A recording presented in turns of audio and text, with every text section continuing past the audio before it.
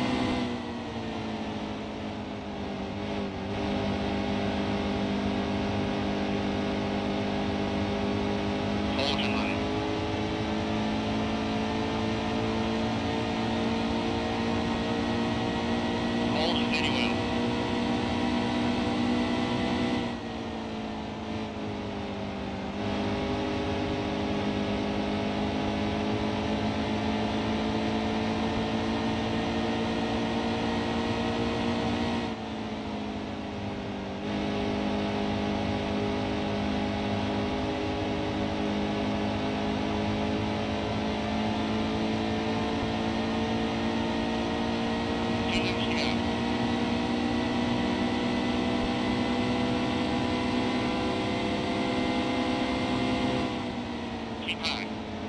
Steady.